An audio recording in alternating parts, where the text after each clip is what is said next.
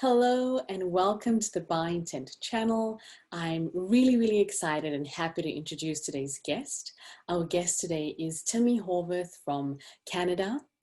Thank you for joining us all the way from Canada today, Timmie. And Timmie is the founder of the Sacred Wellness School of Healing Arts in Canada. And Timmie has been a holistic health and fitness professional for over 10 years. She is a Reiki teacher, a holistic health educator, master energy healer, certified aromatherapist. And we're going to learn about all of this today from Timmie. That's exactly why we have her. She's really skillful and just a master of these different modalities of both energy healing, but also holistic health, which as you guys know, By Intent, we're very passionate about on this channel. So we're going to be talking about all of this with Timmie today. Timmie's also the author of the book called Crystal Healing 101. And you can actually get access to that. Timmie, correct me if I'm wrong, but you can get access to that for free on the website. So we'll talk a little bit about that at the end and how you get access to all of this amazing education and resources that Timmie is providing. So we'll talk about all of that at the end. But Timmie, congrats as well. I know you've recently received your health coaching certification as well, just adding to your very long list of incredible skills. So very warm welcome and thank you for being here. Well, thank you so much for having me. I'm so happy and honored to be speaking with you. Awesome. And Timmie, I kind of spoke about the audience that would be listening today, knowing that some people are very new to energy healing in this world. And so we'll start right at the basics. And if you could give us a sense of some of the different healing modalities. I think there's often a lot of questions around, what's Reiki, or how is it different from chakra healing, or even crystals and how you work with it. Now, I know there are tons of these energy healing modalities, but I do know that, Reiki, crystals, sort of chakra clearing and healing are some of the key ones you work with. Could you give us a bit of just a rundown really to understand them and maybe even some of the differences between them and how they intersect? Absolutely. That's a really great question. So energy healing is a really broad umbrella phrase that just refers to all of the modalities that we worked with in holistic health that focus primarily on the energetic body. So if for real beginners, it's important to remember that we like to look at like three basic sheaths within the human body for holistic health. We like to look at the physical body, the mind and the emotion, and the spiritual body as well. So within the realm of holistic health, the underlying premise is that anything that affects any one of these areas will inevitably reverberate out into all of the other areas. And so this is not an unfamiliar concept. If you've ever heard of The Secret or the Law of Attraction or books like Your Body Speaks Your Mind, it's a very popular narrative now for people to at least understand that to a degree, what happens in our emotional lives and perhaps even in our spiritual lives can have an effect on our physical body. Now, that's not to say that we cause our disease and that anything that happens to us in our physical body is our fault.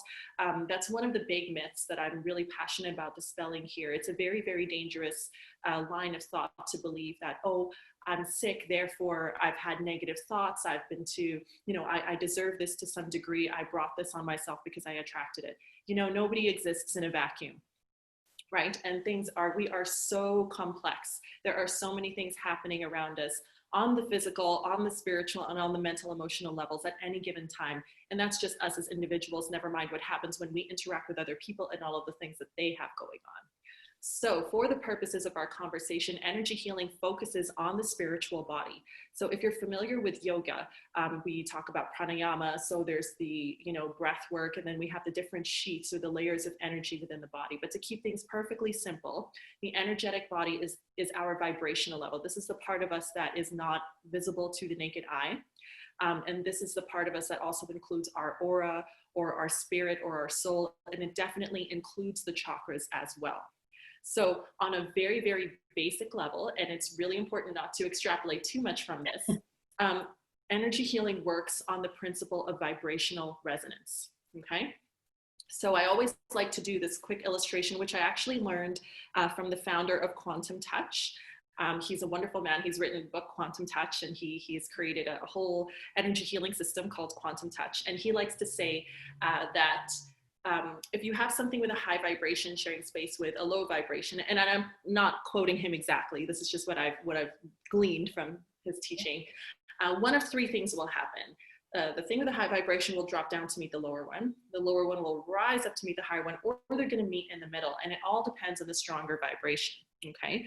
Which is how essentially energy healing works. So when we go for an energy healing session as a client, and we allow ourselves to tap into that larger life force or to a high vibration. So whether we're tapping into the energy of crystals or we're tapping into the energy of Reiki or whatever it may be, the vibrational frequency of the crystals or of Reiki is going to be incredibly high and incredibly strong. And so for as long as we have the intention to allow our vibration to match, and it doesn't even have to be a conscious intention, it's more important that it's that higher self subconscious opening, right? Our energetic vibration will eventually rise up. Maybe it won't meet the level of whatever it is that we're tapping into, but the point is our own personal vibration will rise up. Okay. And so in the immediate interim, typically people feel very, very relaxed. They feel a great sense of clarity, hope, and purpose, which in that moment, if you're able to really just harness it, can help you make the decisions that will help you in your physical, mental, emotional lives later on. And as well, with consistent work, with energy work, it is inevitable that the state of your energetic body, if you're able to maintain that new higher vibration, of course, it stands to reason it will affect your mental, emotional, and physical body as well. How it affects them, we don't know. So we're always very clear about that. It is an energy healing technique. Have people had amazing effects? I hear about it all the time. Now, as a responsible practitioner, I'm always telling my students, we can't say what's going to happen because we don't know, right? It is part of, it's part of the mystery tradition that is, Reiki and many of the other modalities that we have. But in essence, when we're working with energy, we are working primarily with our energetic body. And we're not coming from a place of, I'm down here, therefore I need to be fixed. It's the recognition that we are always whole and complete in mind, body, and soul at all times. However, because we don't live in a vacuum, and because we're aware that we're interacting with different energies and there are a lot of things happening around us all the time, we're taking the stance of autonomy and personal empowerment and saying, I know that I can cleanse my energy. I know that I can take my life and my mind and my heart to a higher level. I'm choosing to do that. And only by that conscious awareness and that choice can the energy affect me in a positive way so that I can come forward. Does that make sense? Yeah, I love it. That's a beautiful explanation. I think that speaks to the heart of all the modalities, right? Whatever they may be.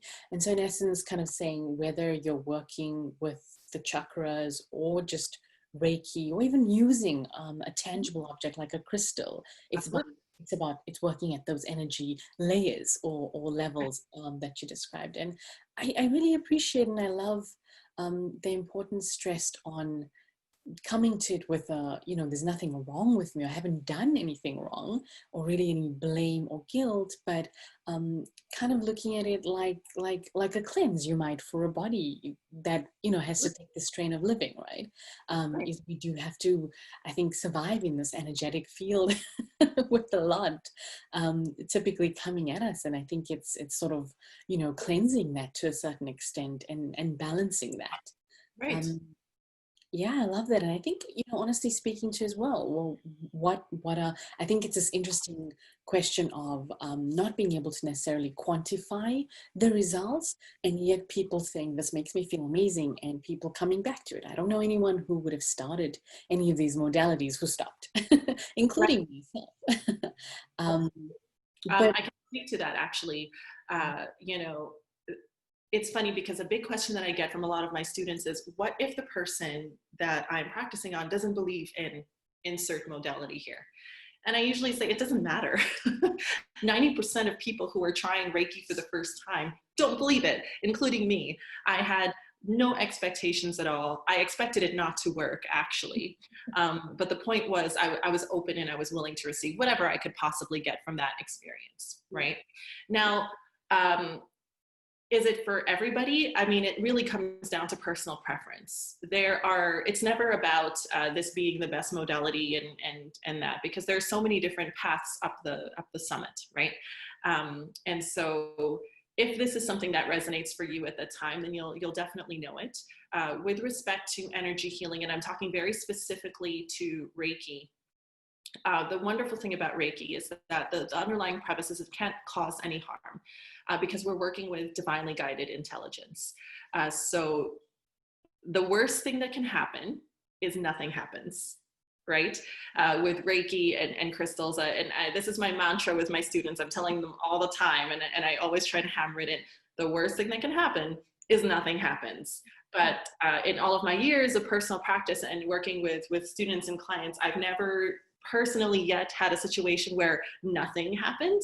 Inevitably, if not immediately, I always get a follow-up message or an email, and they say, hey, just so you know, actually the other day I got a message from one of my very first students from 5 years ago. And she shared with me an amazing thing that happened, and it just took her 5 years to tell me. And at the time I just thought, whatever, it was just one of those things. But as a practitioner, and even as a consumer, for lack of a better phrase, it's not about the goal and the result. Okay, it really is about taking that personal responsibility, and you're saying that I'm going to make this choice, and I'm going to do what I can and allow this energy to come through. Energy healing does also fall under the category of faith healing. And now faith healing is quite different. That is, very, very specific. But I do also think that it is, in a sense, faith healing, because at the beginning, it's definitely a leap of faith. And with every Reiki session, Reiki being a part of my life and everything that I do in my personal practice, I still know that I can't possibly know. Quite often, I'm just practicing because I know it's good for me energetically, in much the same way that we shower regularly because we know that it's good for us, even though we don't want to. Sometimes we're too tired, but we do it anyway. That's how I feel about regular self-Reiki and chakra cleansing practices. You mentioned crystals being like an inanimate object, and that's one of the wonderful things about crystals. It makes it such an easy way for beginners to approach the world of energy healing, because it is something tangible that you can work with. I remember reading a magazine, it was a European magazine, and it had an article on crystal healing.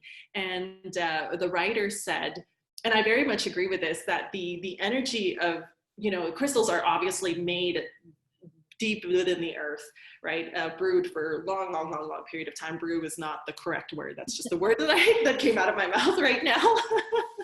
It works. But he was saying that the energy that's created is so intense that it congeals into physical form to create these crystal formations of different colors and shapes and molecular formations, right?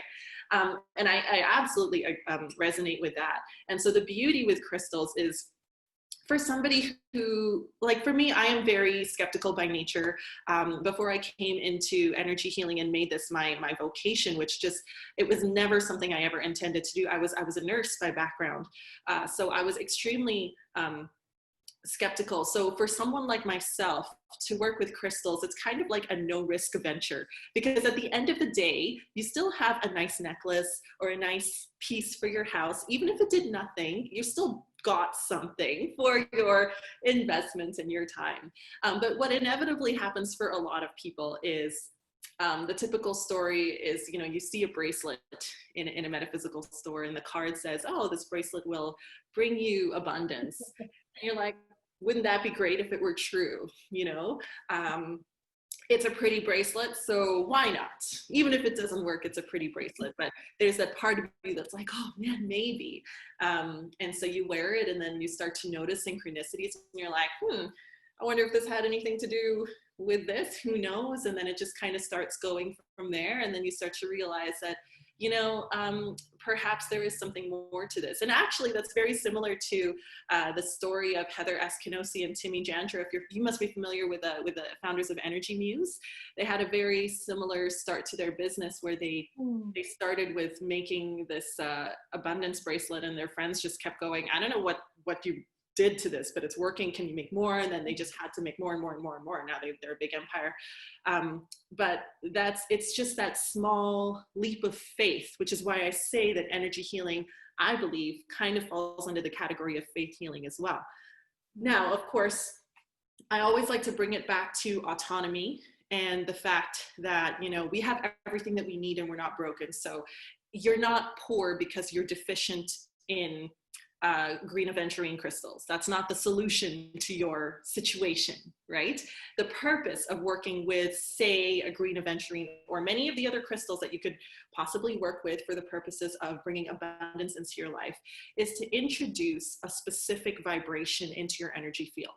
And so we understand about green aventurine, one of the many properties that it has is it has properties of expansion and even luck and joy. It actually resonates very strongly with the planetary energy of Jupiter, which relates very strongly to the goddess Fortuna, which is basically the goddess of luck, right? So if you want to buy that lottery ticket, that's the energy that you want. So that's just the tip of the iceberg, but suffice to say, the green aventurine crystal has that vibration. So in and of itself, it understands, you know, it draws the idea of expansion, of possibility, of new opportunities, and of luck and of fortune.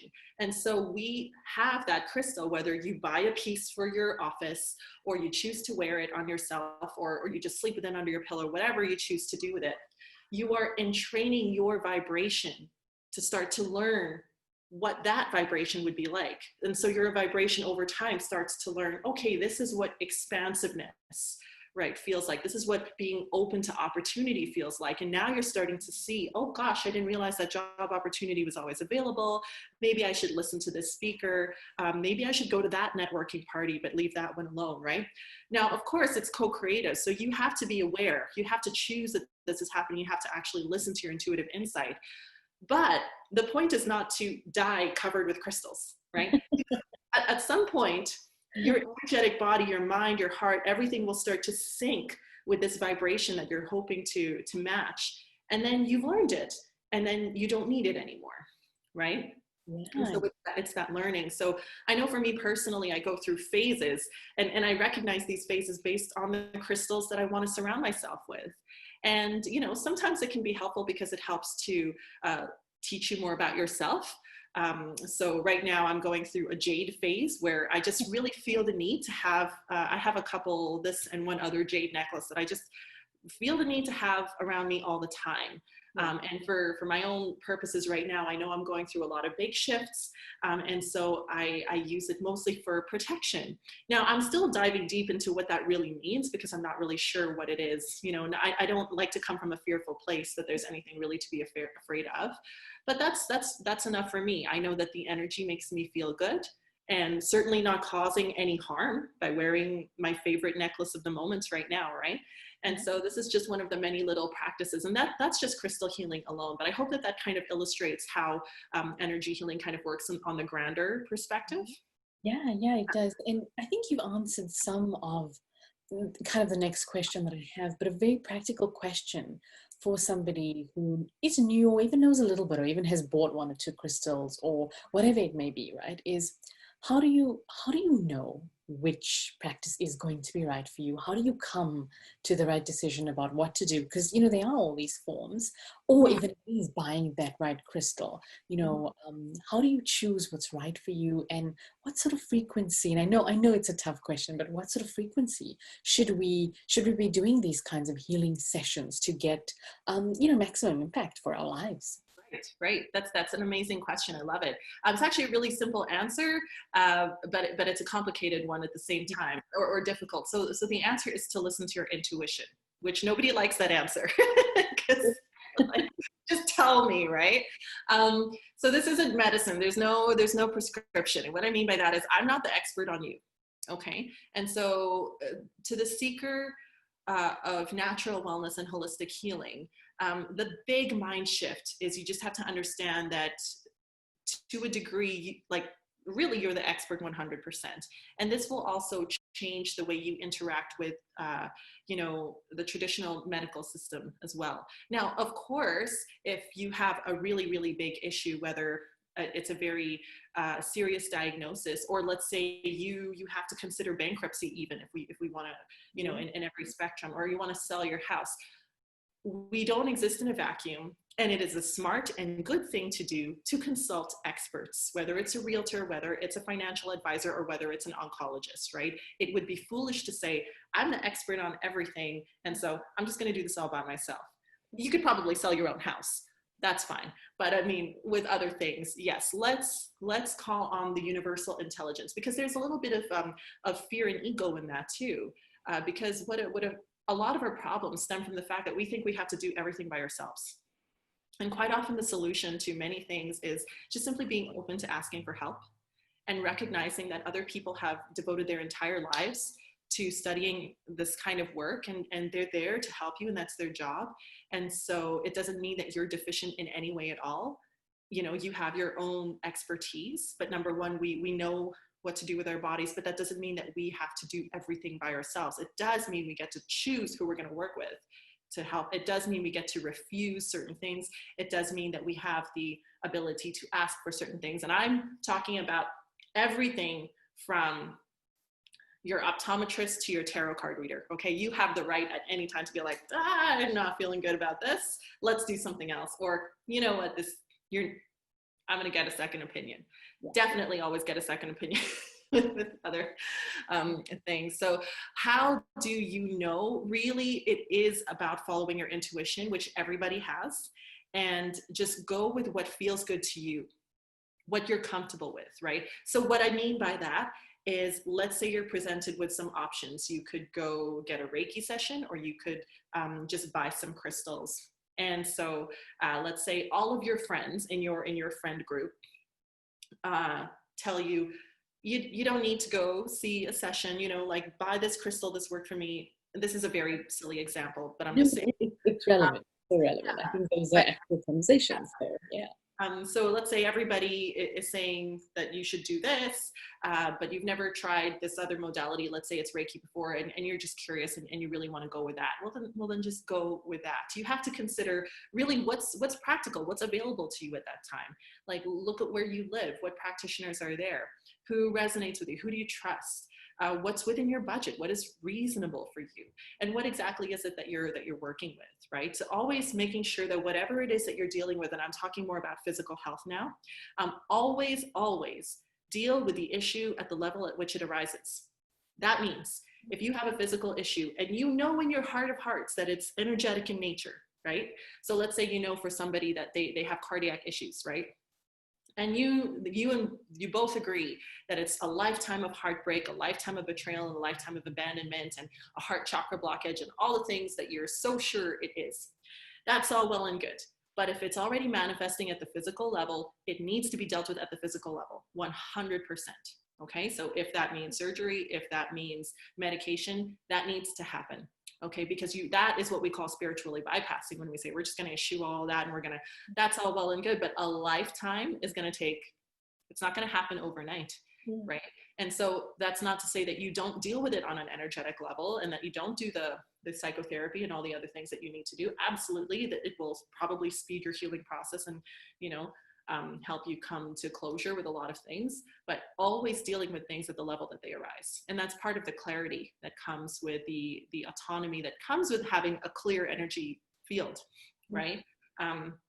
So with regards to what modality you should start with, I like to be very practical. I am still, even though this is, you know, I am a professional occultist, I suppose you could say, like, I really ultimate woo.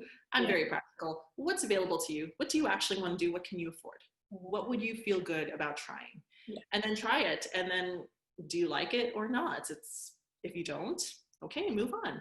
What's the harm, right? Follow your calling there. That's the beautiful thing about working with your energetic system. It's not going anywhere.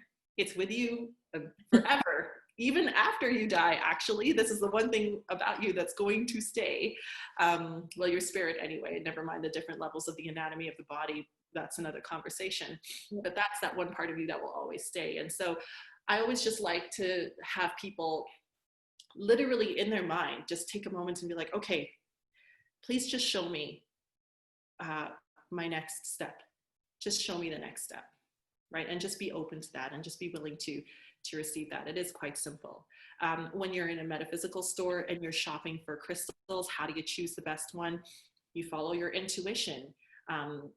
You know, you can have a practical approach to it. You could come with a list and these are my intentions, and I'm gonna literally cross-reference in a very scientific way the properties of crystals. There's nothing wrong with that. At the end of the day, you still have to choose which of the box of 12 quartz you're going to take home. Some people feel, they literally feel drawn to a particular crystal. Some people, they can't get their eyes off a certain crystal. Some people will hear it. It's quite clear. Once you allow yourself to open up to the energies, especially of crystals, they're very easy to work with because they really like working with people. Yeah. Okay. And it's not always going to be the biggest, shiniest crystal on the block. And, you know, if we're going to be practical, it's like, well, I'm going to get the most bang for my buck. If they all cost the same, I'm going to get the biggest, shiniest one. And of course that makes sense. Yeah. But I found over the years that sometimes that's just not the case. And as much as I would like to get the most bang for my buck, quite often it's sometimes I'm picking the smallest one, and it's like, this is the one that I'm going to be working with, right? And also being responsible, you know, with your own finances and with what you're capable of. You know, we can't shop our troubles away, you know. And if you already have crystals in your life, I say start with that. You might want to consider why have people gifted you these crystals? Why over the years have you been drawn to this energy? It might be as simple as looking at the vibration of color. Let's say you have a lot of amethyst in your home. Why are you drawn to the color purple? What is it about this crystal? What was your intention? And start with that, right? It's all a tool for self-exploration. Yeah, absolutely. Yeah, I think that's the best one could do. So I think that's pretty solid advice. I know it's a bit tough, but I think that's the right path, certainly, in exploring all of this. But talking about paths, and then you spoke about being a nurse, and yeah, I'd love to know a little bit more about your story and your personal journey that led you to becoming, you know, both a healer but also a teacher of the healing arts. Sure. I love sharing the story. I've shared it a lot. And I never get tired of it because it always reminds me that you really just got to follow the flow. So I got into Reiki in and around, I think, 2011. And at the time I was practicing as a nurse. I was experiencing a lot of pain. So a lot of things were happening at one time. I had started teaching Zumba classes, so I was doing a lot of high impact activity. I was pregnant with my second at the time. And so I had lower back pain and I had a lot of pain in my wrist. And it wasn't tendonitis. Luckily, I was obviously working in a clinic, so I was able to get assessed. And she said, you know, your ligaments are just loose. It got to the point where I had to wear a brace and I was just in pain a lot. And you may or may not be aware, but when you're pregnant, nobody on either side of the spectrum really wants to help you. The medical people don't want to give you anything because you're pregnant, and the alternative health community definitely doesn't want to give you anything because you're pregnant. You're just a big walking liability. Mm-hmm. So I did exactly what I just recommended there, and I just opened up to the universe and I said, there's got to be something out there that can help me with my pain that has no side effects, right? Mm-hmm. That's kind of a hard thing to ask for. But the only thing in my research, and it's not like something just fell from the sky to me, I was doing research. The only thing that said that it could give pain relief without any side effects was Reiki and energy healing. So during that time, a mutual friend of ours started, I knew her through a friend. She started a business. She was also a yoga teacher. We had taken the same yoga teacher training, and she started a healing studio, and she was doing a promotion in the city at the time. So she was doing her healing sessions at a very discounted rate. So I was aware that this was going around. And so I thought, okay, fine, I'll try Reiki, but I don't want to pay full price for it. I'm just going to wait until a coupon comes to me. And the very, very next day, at the top of my inbox was a coupon for 50% off her healing sessions. So, amazing. Well, that was fast. Yeah. And, okay, well, you know, I've spent $40 on junk before. I can afford to take a $40 nap. You know, I wouldn't mind lying on a table and for nothing to happen. That would still be fun for me. Yeah. So I went and got that session, and, you know, spoiler alert, it was incredibly profound. I felt more relaxed and clear than I'd ever felt in my life. I went into an altered state of consciousness while I was in the session. Felt very safe. But suffice it to say, for the first time, and being a freshly graduated nurse too, this was really, really important for me that I had evidence-based practice. But for the first time in a long time, I looked at something and I said, I don't know how it works, but it works for me and I want to learn more. So I did more exploration. I found this DVD at the library, just a DVD, a Reiki Healing Dvd. And I thought, okay, it's free. What's the worst that could happen? So I put in the DVD and my intention was to heal or to get some pain relief from my wrist. So I followed the instructions. It was a short DVD that was filmed a very long time ago. And then the next few days, I realized I had stopped wearing my splint and I was able to weight bear again. Oh, and I thought, that's what typically happens for me. I find with Reiki and energy healing, it's very subtle. It just kind of, it's not a dramatic shift, but it's a significant one. I had a coworker at the time, and he and I were the only ones in our clinic who would have these metaphysical conversations. I remember he was one of the first people who was drinking green smoothies before green smoothies were popular, so he would come in with a green drink and everyone was like, what is that? Nowadays, everybody has a green drink, right? Exactly. So I told him about my experience, and at the time he was already seeing a Reiki practitioner, and I just thought, oh, whatever, he's getting duped, I'm sure. And I shared about my wrist being healed, and I said, it was from a DVD, isn't that weird? Yeah. And he said, no, that's not weird. That's how energy healing works. It happens to me all the time. And I said, oh, is that so? How it works, happens for you all the time. So I learned more. I found a practitioner that I started seeing as I got more pregnant. And then I fell in love with Reiki so much, I was reading all of the books, and I thought, you know what, I'm sure I could save a lot of money by just getting the attunement and learning how to do Reiki for myself, right? So not that I didn't want to keep seeing my practitioner, I definitely did, but I wanted to be able to give myself Reiki every day. Yeah. So I got my attunements from her. I got trained by her. I actually got my crystal healing certification from her all those years ago as well. And so then I started making Reiki a part of my everyday practice. And then I was doing Reiki on my kids. So I had my boy by that time. And they really, really liked it. And I knew from my research with Reiki that children could also become attuned to Reiki. So I thought I'd like to get my master teacher level for the sole purpose of being able to attune my own kids so they can be empowered to give Reiki to themselves whenever they want to. They were very young at the time. So that was my whole intention. So as luck would have, so I did get my Reiki level 3 from my original teacher. And then as luck would have it, the first person that I saw where I had that first experience, she had her own training program. So it was a combination of Reiki and shamanic healing. And the timing was just perfect. And so I did that program. And again, it was just for my own personal practice was the intention.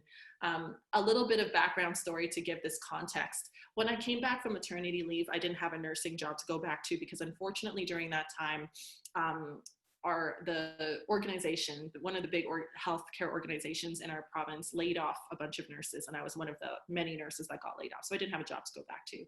So I became part of an event planning franchise. And in the meantime, I was doing Reiki in my own personal practice. So I became very familiar with facilitating events, teaching workshops, and just, running big events in the city that I live in. And the idea came to me one day that, I know how to run an event. I love Reiki. I know I can teach. What if I taught a Reiki workshop? I wonder if people would be interested in that. Yes. So that was in April 2015. And I took a wild stab in the dark, and I just didn't really know what I was doing, but I followed my faith there, my aim, my inner voice. I taught a Reiki Level 1 workshop. It went really well. And I thought, hey, what if I teach another one? And it just kind of kept going from there, and here we are. So a year later, I wrote my crystal healing certification course, which I had been obsessed with crystal healing before I even discovered Reiki. So I wrote that course in response to a lot of students asking me about crystals. So actually, I also just had to do it for me, even if nobody would ever buy the course, because I just needed to get that information out. But of course, it's one of my more popular courses.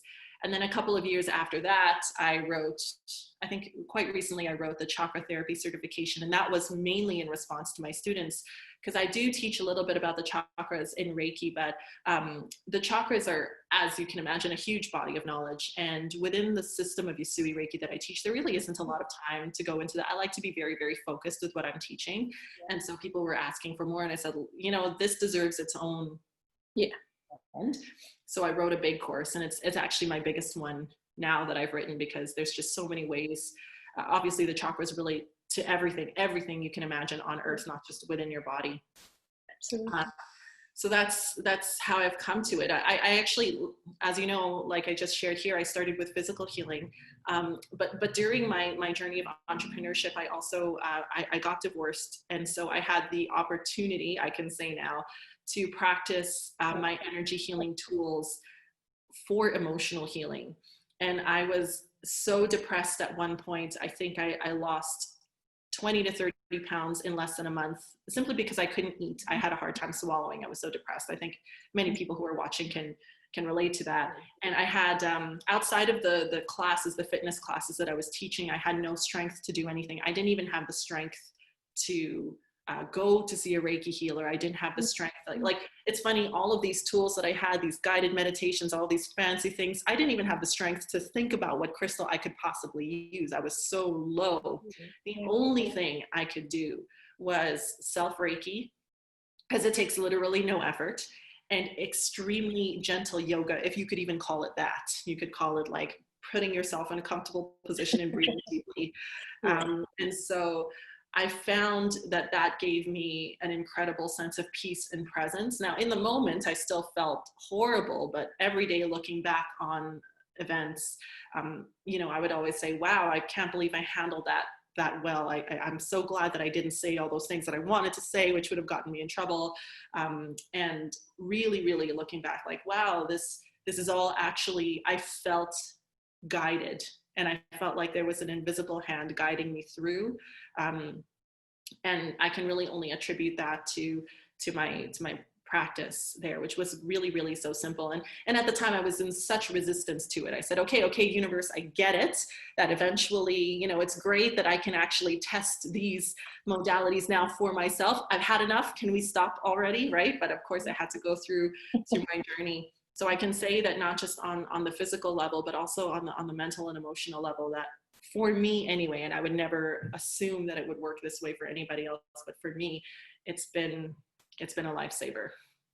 Yeah, no, I love that. I think there's so much in the story that resonates, and you know, whether it was the timing with not being able to go back to your nursing job, whatever, certainly universal alignment comes through very strongly. And I mean, I think I loved what you shared as well, so vulnerably about you know, what you went through emotionally, right? And you're totally right. I'm sure a lot of people can resonate with that, in different ways the body reacts. But isn't it incredible that sometimes we get the greatest lessons? We're meant to be teachers of that, to facilitate that for others.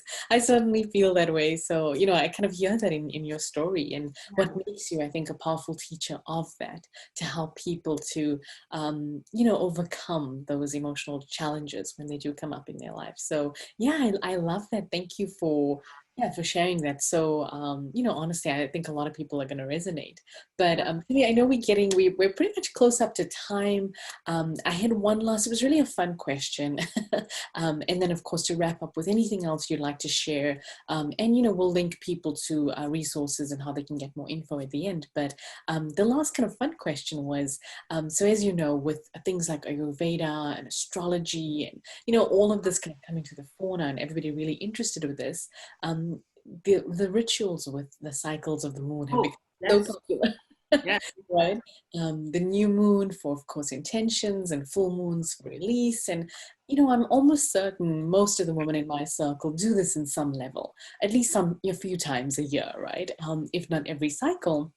Because it's almost just a trend now. It's a fun thing to do, like whether you're journaling or you're lighting some candles or you're doing something with crystals. It's really different for everyone. But do you have any like sort of guidelines or suggestions on ways we can amp up these rituals for ourselves?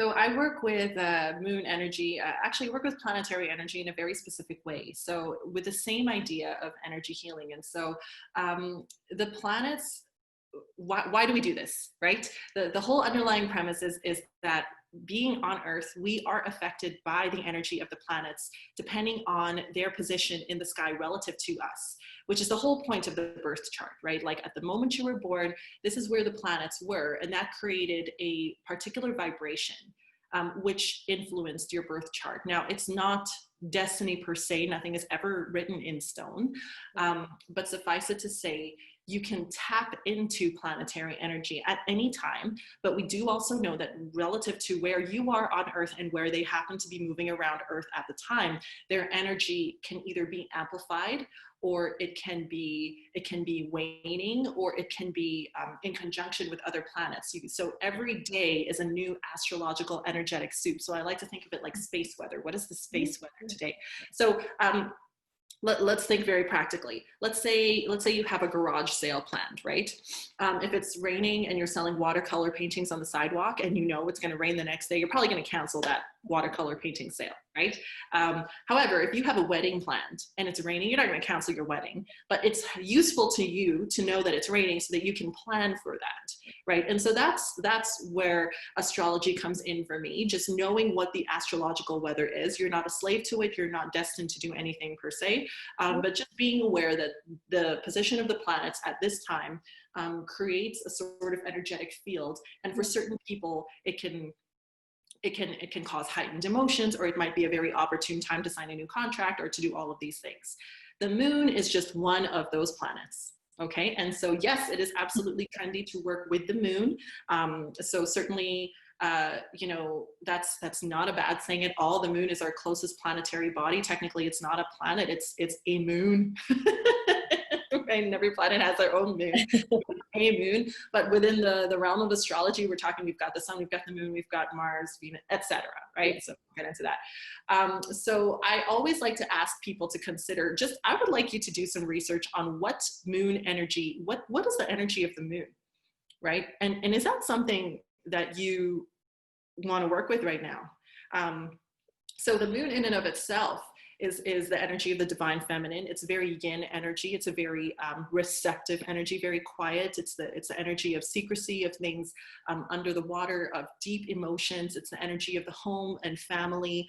Everything from how to redecorate your house, to selling a house, to building a house, to creating home, finding home in all the different countries that you travel to, all of those things. So considering that is the domain of the energy of the moon, you know, you might want to ask yourself if you'd be willing to even expand and say, well, with what I need in my life right now, or where I'm focusing, is moon energy ideal for my situation, or would I be better working with Venus energy or Jupiter energy, or even the energy of the sun?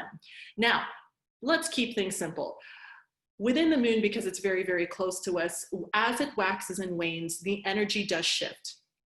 And the moon travels within the houses, right? If you're looking up at the sky, if you're like fly, you're looking up at the sky, you could split it up into all of those 12 quadrants. So the moon travels. So the moon will be in Virgo, the moon will be in Aries, the moon will be, so wherever the moon is, influences the energy of the moon. And then depending on the phase of the moon, so if you've got, for example, a full moon in Jupiter, that is a very like, oh my goodness, this is the time to have a party. This is the time to launch a business. This is the time to ask your boss for that raise. This is the time for you to really do that big shift, that big change, you know, which is very, very different from, say, a waning moon in, let's say, Capricorn, right, of structure, and it's a waning moon. So that would actually probably be a good time to focus on eliminating a very bad habit that's ruling your life, and it's like, you know what I mean? And so I probably just complicated the issue there, but that is honestly where I look at it from. I look at the energy of the planets. So specific to the moon, that I do love lunar astrology in and of itself, because even if you don't care about the other planets, just working with lunar energy and working with the fact that as the moon waxes and wanes, it does have a profound energetic shift on all of us, our emotions, and even our physical bodies, and on the tides of the earth, right? And so simply just being aware of that and knowing is a tool for self-inquiry. So whatever it is that you're doing with your full or new moon rituals, I would encourage you to really take it deeper. and to really just investigate what are the energies, and ask yourself, does it relate to me today? Do I feel this today? A lot of the times, like, no, it's not relevant to me. Or sometimes you just have to read it from another astrologer, you know? Or I definitely feel this. And again, I'm not talking about blaming your problems on the moon. But like, oh, I'm sorry about what I said because it's full moon. No, nobody does that, right? Or you shouldn't anyway. But just really looking in, because it really helps you to be connected to the universe at large. And also, I hope it helps you to be connected to all of the people around you, and just knowing that it's not about you. We are all being influenced by this planetary energy, and we will all have our unique way of expressing that, and however that comes out, we'll see. Right. And so for me, lunar astrology in general, is a wonderful way to remind myself that everybody's on their own path. Everybody's going to react to their life and the energies that we're all experiencing collectively in their own way, and that we just have to respect and honor that. So. Absolutely. No, I think that was really valuable. I think we look for the quick wins, but if you really want to maximize what you are doing and investing with it, then I love that. Research it, because you're right. Every new moon and full moon probably can have really different energy. So it makes a lot more sense to kind of link it back to those core energies and what you're trying to achieve or think about or purge or whatever it may be. So again, really solid advice. Not the easy, hey, go, yeah, get this crystal and, you know, wham, bam, you're done. I think it takes understanding and depth beyond that. So I really appreciate that. Timmie, thank you so much. So much to dig into here. I'm going to have to listen to this again. And I'm sure a lot of people will be doing that as well, to really dig into a lot of what you've shared. But thank you so much for sharing about your journey, but giving us really in-depth, you know, and a really true understanding of some of this. And I know we've just touched the surface, but I think it's going to be invaluable to people. So thank you so much. Is there anything, any parting note you want to give today? We will, of course, I will share Timmie's website details, where you can get access to her courses. She's got a library of great resources, and the book that I mentioned is free for download on the website. Am I correct, Timmie? Yes. So when you sign up to my newsletter, you get access to the Sacred Wellness Library, which includes the ebook, and I have some online workshops on there as well, and I'm constantly adding to that. So I would love it if people resonate, if you could sign up to my newsletter. We can stay in touch. I'm very active on social media, Instagram and Facebook. So if you like those platforms, please join me and follow me as well. Otherwise, if anybody has any questions, you know, I'm just an email away. I love conversing with people about all of these kinds of topics. Thank you so much for having me. I really am honored that you asked me here, and it was just a pleasure to talk about this. Thank you. Thank you so much, Timmie. I think it's great to bring your knowledge and just your wonderful personality to everyone who's watching. So thank you for being here. For everybody who is either watching or you're listening on the podcast, thank you for being here. Again, you'll have all the details you want in the description, so check that out. And I will catch you on the next video or next show. So thanks for being here, and bye for now.